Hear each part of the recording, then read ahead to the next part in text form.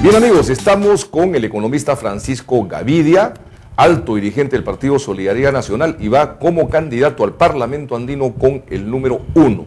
Francisco, gracias por estar en Onda 8, muy amable por tu participación. Gracias a ti, Ricardo. Bueno, efectivamente somos parte del equipo de trabajo de Lucho Castañeda. Yo soy Paco Gavidia y voy con el número 1 al Parlamento Andino, dispuestos a dar lo mejor de nosotros como lo hizo Lucho Castañeda durante toda su vida, a lo largo de toda la función pública que cumplió, y de un equipo que ha sabido liderar y motivar para hacer de la actividad y de la función pública una actividad de servicio a la gente, de compromiso con los que menos tienen, y finalmente llevar resultados para que la gente viva mejor, ¿no? Eso es lo importante de todo esto. Tú tienes una importante experiencia como regidor, como teniente alcalde, ¿no es cierto? Me parece que fuiste teniente alcalde en el distrito de Santa Anita y tienes también una larga experiencia en gestión municipal, trabajando muy de cerca con Luis Castañeda Lozo en los últimos años. ¿Qué cargo has ocupado en la Municipalidad de Lima? He sido gerente de participación vecinal de la Municipalidad de Lima durante 8 años, junto con Lucho Castañeda, lo cual nos permitió ver de cerca, palpar de cerca los problemas de la gente. Y tenemos enormes lecciones, Ricardo. Junto con Lucho Castañeda descubrimos que las soluciones a veces no están en los laboratorios ni en las grandes teorías, que las soluciones están ahí cerca, en la misma gente. En el campo. En el campo. Los problemas la gente los entiende y cuando participa de manera entusiasta y creativa, son los propios ciudadanos los que contribuyen a generar esas soluciones y a sostenerlas en el tiempo, en muchos ámbitos. Ahí tienen las escaleras de solidaridad, ¿no? Cientos o miles de escaleras que se iniciaron con un proyecto de trabajo comunitario, donde la gente daba sus horas de trabajo para mejor caminar en esos cerros pedregosos y áridos, como dice Lucho Castañeda, y otros proyectos más. Entonces, sí podemos construir un mejor país a partir de ciudadanos activos, comprometidos, que es lo que hemos querido hacer en este tiempo, y obviamente las obras, los programas en salud, los parques zonales, todo aquello que hizo Lucho, nada más está inspirado en que la gente viva mejor. Y ahí ahora estamos en esta lucha para hacer por el Perú lo que ya se hizo por Lima. Tenemos una propuesta de gobierno y un equipo de gobierno que la puede materializar en todos los campos, por supuesto.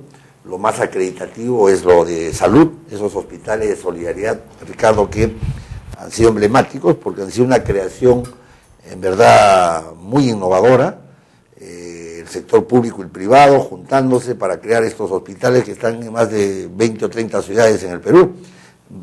Se redujeron los servicios y las tarifas de acceso a los servicios de salud, haciendo que gente que nunca tuvo posibilidad de curar sus males, hacerlo ahora con un servicio de bajo costo y de alta calidad. Entonces eso acredita la capacidad de gestión de Lucho y también sus posibilidades de liderar un Perú con mayores problemas, ¿no? Y naturalmente esta idea, digamos, ustedes ya la deben haber estudiado para replicarla a lo largo y ancho del territorio nacional en caso ganen la presidencia de la República, ¿no? Los hospitales de la solidaridad.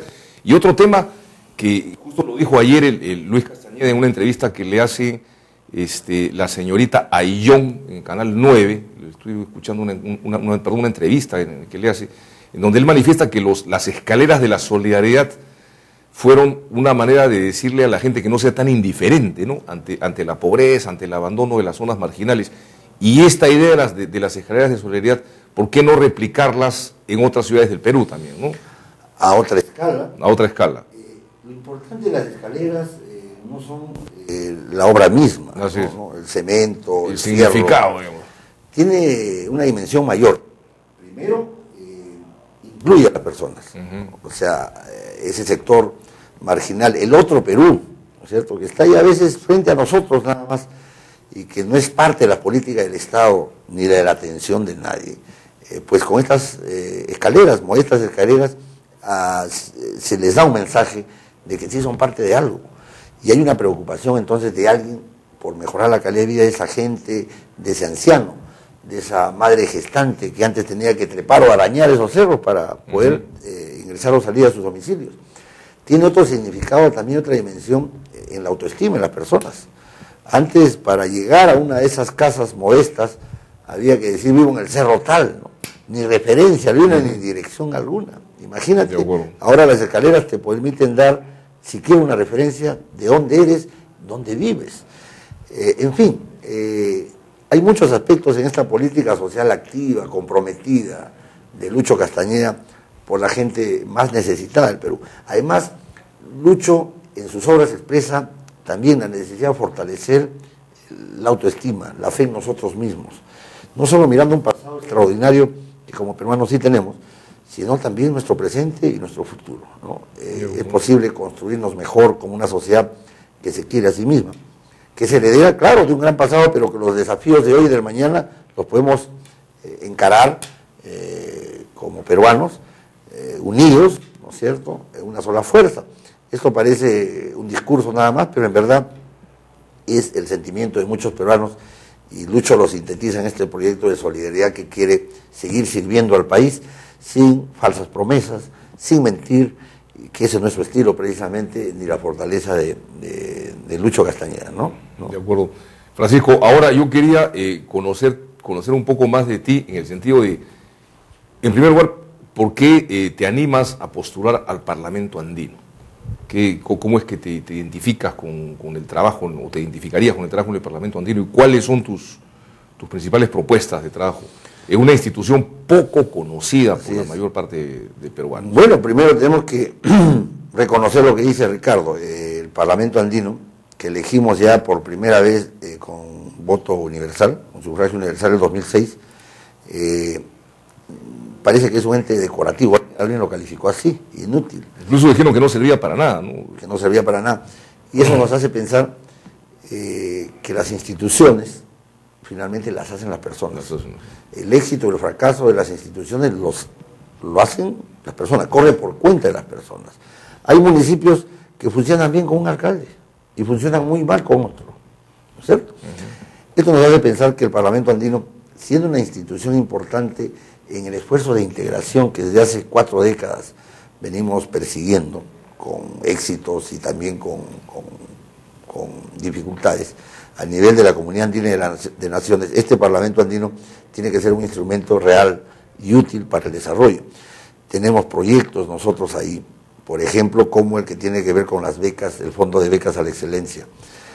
En paralelo con la propuesta de Lucho Castañeda de otorgar 45.000 becas internacionales a los jóvenes más competentes, a la gente más esforzada del país, al maestro, al estudiante. En paralelo queremos trabajar por generar también un intercambio intenso en la comunidad andina, para que nuestra gente pueda calificarse mejor. Creo que una aspiración grande, Ricardo, de la gente más humilde es estudiar y avanzar y progresar. Es una de las aspiraciones más grandes de los padres, y lo dicen las encuestas, que por encima de toda la aspiración es que sus hijos sean mejores que ellos. Y esto solamente se puede conseguir a través de la educación, que en este caso el de la beca se convierte en un instrumento democratizador y además promotor del talento, de la capacidad, para bien de la persona y del país. Nuestro sistema de becas, que ya lo hicimos desde la municipalidad, allí entregamos, sin que le costara un solo al municipio, 1.200 becas, Ricardo, que fueron donadas por instituciones muy acreditadas, muy prestigiadas en la capital de la República. Hablo de universidades e institutos privados que entregaron becas y que fueron canalizadas transparentemente a la gente del quinto superior, de colegios, de universidades, de institutos.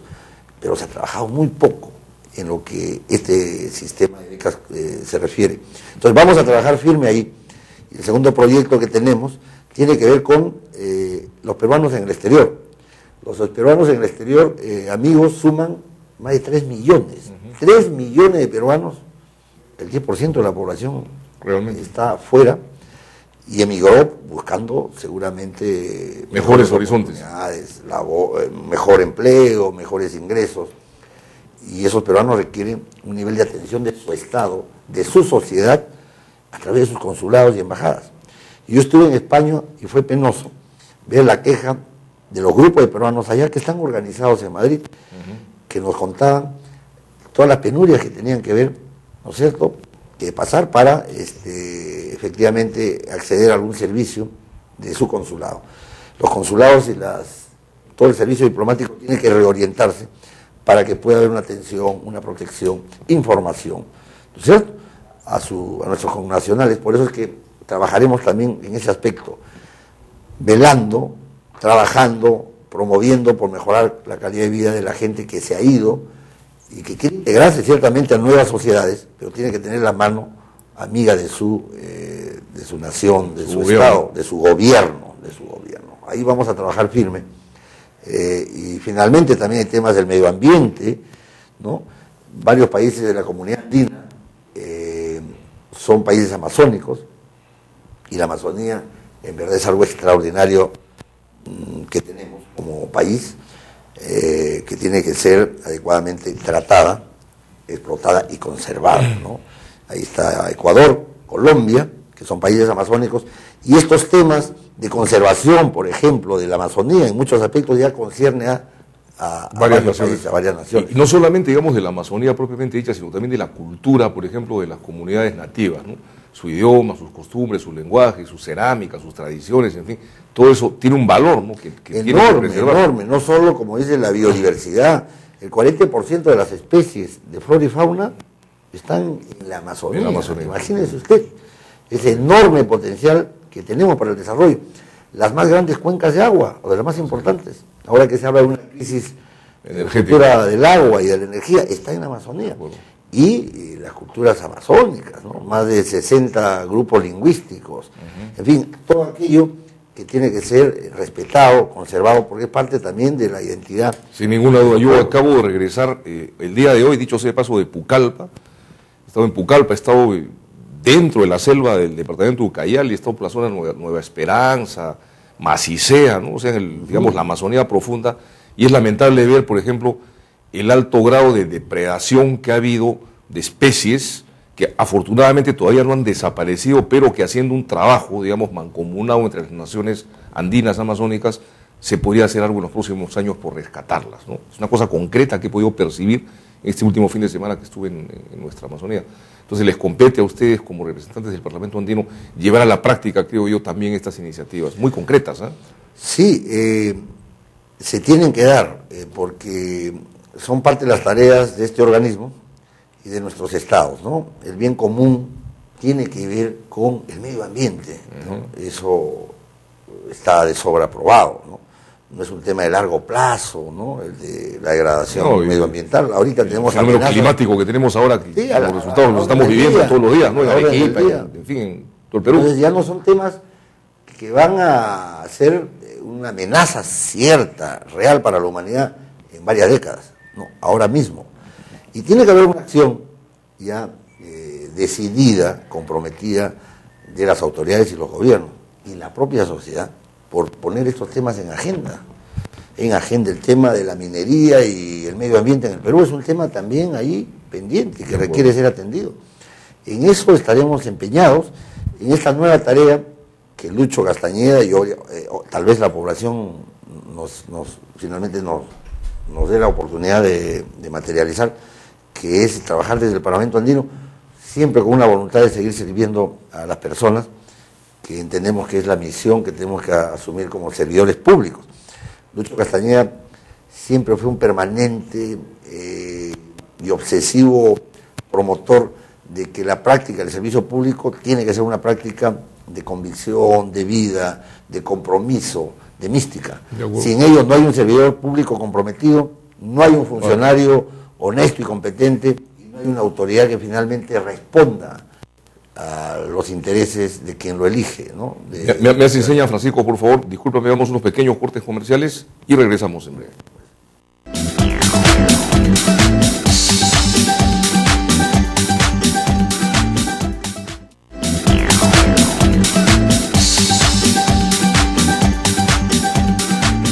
Continuamos con el economista Francisco Gavidia, candidato al Parlamento andino por Solidaridad Nacional, amigos, con el número 1. Por el partido de Luis Castañeda Locio. Francisco, ahora, de todas estas cosas que estamos conversando sobre lo que se puede hacer a través del Parlamento andino, como tú lo dijiste, las instituciones funcionan en la medida en que los hombres las hacen funcionar. puede haber un municipio, como tú bien dijiste, que con un alcalde eficiente funcione y con un alcalde mediocre no funciona para nada. Entonces son los hombres los que hacen las cosas. En ese sentido, ¿tú no crees que el Parlamento andino debería tener una coordinación con el Parlamento nacional de cada país? Es decir, los representantes peruanos, digamos, del Parlamento andino deberían tener también presencia en el Congreso Nacional de su respectivo país, los ecuatorianos en el suyo, en fin, para reforzar un poco la gestión, empujar con más fuerza las iniciativas. Debería ocurrir. Sin embargo, como es frecuente, nuestro Estado funciona por partes, ¿no? Parece un rompecabezas el que está acá, compartimentos estancos, separados, ¿no? Y ese es un mal Estado. Habría que meterle gerencia entonces al Parlamento y al Congreso. Y al Congreso mismo, porque las iniciativas que el Perú impulsa, y tiene que partir obviamente de los objetivos nacionales, porque estamos hablando de política internacional ya, ¿no? Tienen que ser obviamente aprobados en el Parlamento andino y luego trasladados para que en la legislación de cada país, ojo, ¿no?, se incorporen esos acuerdos aprobados en el Parlamento andino, que es un organismo supranacional, ¿no? Por supuesto que tiene que haber una coordinación estrecha. ¿Qué temas son los que nos interesan promover como país? En materia económica, en materia educativa, ambiental, en materia ambiental, o sea, ¿cuáles son nuestros temas? Y es que el Perú tiene que tener también una agenda con prioridades y donde todos toquemos el instrumento que nos concierne, pero marchamos finalmente en un mismo rumbo. Desgraciadamente eso no ocurre y cada uno quiere ser protagonista de su propia historia. Provoca esto un Estado que no sirve bien a la gente, ¿no es cierto? Lo vemos en los municipios, los gobiernos regionales por acá, la superposición de funciones y todo un caos que nos habla pues de la necesidad también de hacer una reforma a fondo del Estado, para que ese Estado que debe tutelar los intereses del ciudadano, finalmente los tutele, que debe servir al ciudadano, finalmente los sirva, y no se convierta en un monstruo que lo absorbe todo, que toma recursos, ¿no es cierto?, y que finalmente no da servicios en educación, en salud, en seguridad y educación, el binomio que Lucho Castañeda va a privilegiar. Y en salud pues no tenemos mucho que decir, ya ustedes han visto lo que ha hecho desde el Instituto Peruano de Seguridad Social, el cual transformó, hasta los hospitales de solidaridad. La salud tiene que estar al alcance de la gente. Y justamente dentro de lo que es salud, por ejemplo, uno de los temas que hemos conversado con otros candidatos al Parlamento andino es la posibilidad de, que creo que ya se viene haciendo incluso en ciertas áreas, de hacer compras, digamos, compras entre los países, por ejemplo, de medicamentos genéricos que son muy costosos, comprarlas en forma masiva entre los países miembros de la comunidad andina para abaratar costos, por un lado, y por otro lado, poder establecer también empresas multinacionales andinas de productos farmacéuticos. Dada, digamos, la creatividad, la imaginatividad, no sé si la palabra es correcta, que tiene Solidaridad Nacional cuando implementa el tema de las escaleras solidarias, lo que acabas de mencionar, porque todo el mundo lo reconoce, los hospitales de la solidaridad, por ejemplo, ahí es un terreno en el cual la inventiva y la experiencia de ustedes podría ponerse en práctica. Definitivamente, la asociación, ¿no es cierto?, el juntarse con otros te da fuerza para negociar situaciones y condiciones ante terceros países. No por nada se han conformado bloques, ¿cierto? Y el mundo está distribuido en bloques, ya no son los países que andan cada uno en su propia ruta. La Comunidad Europea es una expresión mayor de ello, y otros tratados y bloques económicos y hasta políticos que se han conformado en las últimas décadas. ¿Se puede trabajar el tema de salud? Por supuesto que sí. En proyectos como el que tú mencionas, Ricardo, para adquirir insumos, medicamentos de otros países, pues la negociación en conjunto puede dar mejores condiciones. Para emprendimientos, también en materia industrial o comercial, para promover las empresas en general de la región. No olvidemos que algo positivo que nos trae la integración con otros países es que podemos ser complementarios. O sea, yo te necesito a ti, tú me necesitas a mí, juntos podemos avanzar para conquistar nuevos mercados, para tomar nuevas tecnologías, para desarrollar nuevos productos. Eso hay que promoverlo. Lo está haciendo el primer mundo, lo hacen los países desarrollados, ¿no es cierto? El tema de la integración es un tema que pasa por todos, ¿no es cierto? Y a nosotros nos corresponde practicarla, intensificarla a nivel de la comunidad andina, porque obviamente nada tan parecido como Perú, como Ecuador, como Bolivia, como Colombia, como Venezuela, ¿no es cierto? En idioma, en historia, en cultura, en idiosincrasia, en intereses múltiples. Nada tan parecido a nosotros que nos llama a la unidad. Pero ya no la unidad discursiva del discurso fácil, ¿no? Sino la unidad concreta que nos traiga beneficios a todos, que nos traiga beneficios a todos, ¿no? Los participantes, ¿no? Proyectos binacionales, por ejemplo, un proyecto que ya está encaminado, es decir, después de muchos años de conflicto con Ecuador, el proyecto Puyango-Tumbes, por ejemplo, ¿por qué no implementar proyectos, digamos, en zonas de frontera entre Perú, Colombia y Ecuador, mancomunados comunes a los tres países, ¿no? Esas deberían ser las iniciativas que debería empujar un Parlamento andino, ¿no? Claro, y ahí hay un rol político también del Parlamento andino, no solamente de la legislación que se aprueba y se discute, sino los temas que cada quien lleva, por supuesto, al organismo, pero también a sus respectivos países. Y el tema de la integración que tú señalas en este proyecto de irrigación y energético, por ejemplo, es algo concreto que pueden tratarse y resolverse también en el ámbito político. O sea, poner en la agenda un tema le corresponde a un parlamentario andino también, por supuesto, en su condición de representante de los intereses de un país. Por ejemplo, el Perú es un país que tiene un tremendo potencial eléctrico, ¿no? Solo la macrorregión sur, por ejemplo, que nos está viendo sobre todo ahora, tiene, según información del Ministerio de Energía y Minas, un potencial de producción eléctrica que duplica todo lo que el Perú produce en este momento. O sea, estamos en condiciones de venderle, de exportar energía eléctrica a países vecinos, ¿no? Entonces, esas deben ser iniciativas también. Deben ser iniciativas andinos, de parte de la tarea de los ejecutivos Así de los es. respectivos países, por supuesto, los gobiernos y el sector privado, lo que fuera, pero el impulso y poner en agenda, en atención, estos temas también corresponde a la representación del Parlamento andino. No se ha hecho. Es una buena pregunta, ¿no? El nivel de la gente, y vamos a hablar claro, de repente el nivel de la gente que ha ocupado los principales cargos en el Parlamento andino, o la dejadez de algunos que fueron elegidos y no asumieron su responsabilidad, ha contribuido de repente un poco a desprestigiar y a no... Pero por supuesto que sí, porque solo una sola iniciativa que la gente pudiera haber conocido, ¿no? Una iniciativa útil, concreta, pues palpable, hubiera llamado la atención, ¿no? Así es. Pero es una mezcla, es una combinación de, digo yo, falta de capacidades, falta de compromiso, esa es la palabra, de entusiasmo para hacer las cosas, de hacer funcionar lo que no está funcionando bien lo que está funcionando mal. Eso creo que le falta, porque claro, es variable la representación.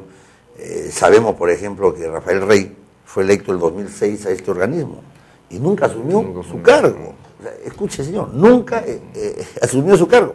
Y ahora está postulando. Y ahora está postulando nuevamente. O sea, ¿para qué? Por eso es que algunos dicen, claro, es el premio Consuelo, es el refugio de los que ya se retiran de la política, ¿no es cierto? Es un favor político de un amigo. Un favor político, y de esta manera, de verdad, destrozan la democracia, le quitan credibilidad a las instituciones, ¿no es cierto? Por eso es que a la hora de elegir, que es un privilegio para el ciudadano bien ganado, ¿no es cierto? Un derecho conquistado, y a veces a sangre, ¿no es cierto? Y fuego, uno tiene que decir, bueno, ahora voy a usar bien esta oportunidad el recurso de ser el soberano al acto en el momento de votar. Ahora soy el soberano, el que manda, y voy a elegir a los que merecen ser elegidos. Y para ello yo creo que hay un método muy simple, Ricardo, ¿no? Mirar quiénes son, de dónde vienen. Básico, hoja de vida. ¿Quién es quién? Experiencia, qué hizo, trayectoria. Claro, mínima reflexión, porque claro, ahora a la hora de ganar los votos, cada uno hace el show que quiere, llama la atención y de pronto... Hoja de vida. ¿No es cierto? Es muy simple. Creo que por ahí iremos perfeccionando la democracia y poniéndola al servicio de la gente, del ser humano humilde y concreto, porque de otra manera el sistema se está quedando vacío, ¿no? Sin contenido, sin sentido a veces, ¿no? Y es parte también del cuestionamiento que hace la gente a las autoridades y al Estado, ¿no? ¿Para qué me sirven? ¿No? ¿Qué hacen por mí?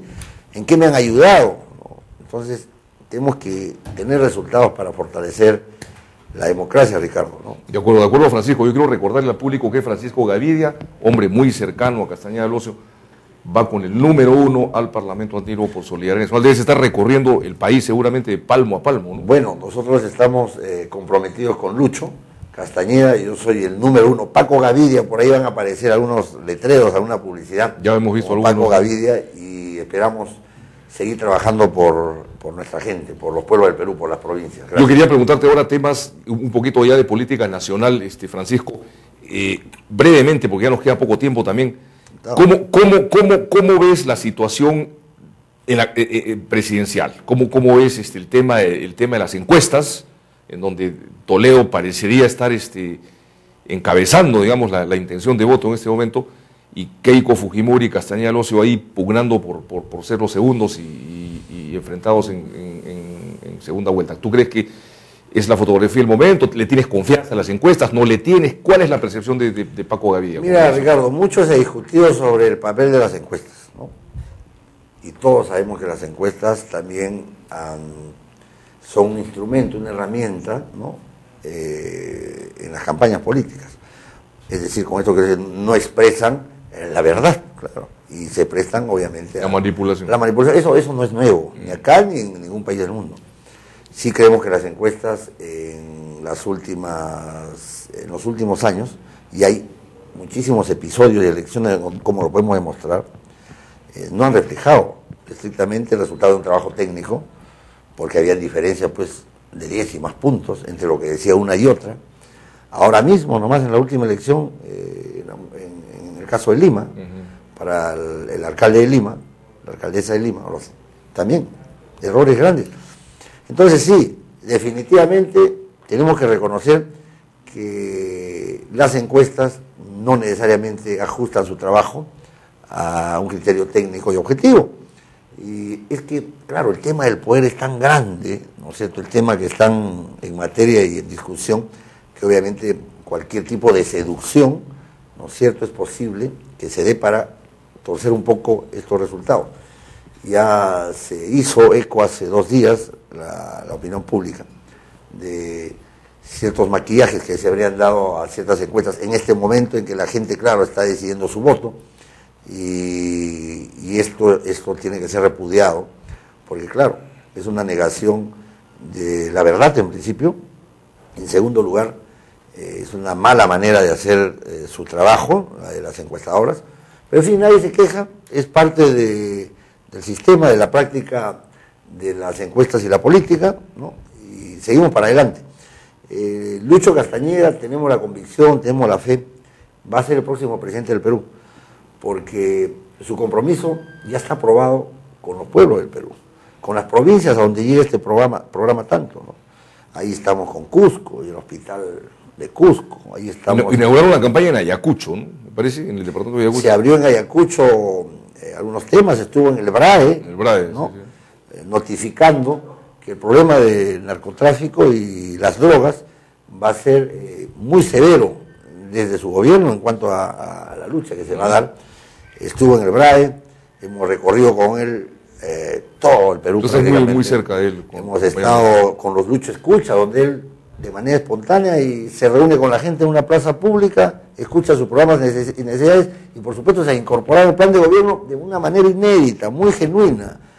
Esta propuesta del ciudadano común, que con mucha sabiduría le dice: candidato, este es el problema de Tumbes, este es el problema de Iquitos, de mi tierra, y esta es la solución. Y hemos descubierto cosas increíbles. Tú sabes que Iquitos, Pucallpa y Tarapoto, las tres regiones, las 3 ciudades, ¿no es cierto?, tienen un problema crítico de agua potable. Entonces uno dice: pero hay tanta agua, imagínate, y de sistema de alcantarillado. Lo supimos cuando Lucho los escuchó. Francisco, muchas gracias, me haces señas, el tiempo nos ha ganado, espero tenerte varias veces en este programa, todavía hay más de 40 días por delante, y mucha suerte y éxitos. Gracias, Ricardo, muy amable. Amigos, regresamos, no se vayan, esto es Hora 8 para todo el Perú.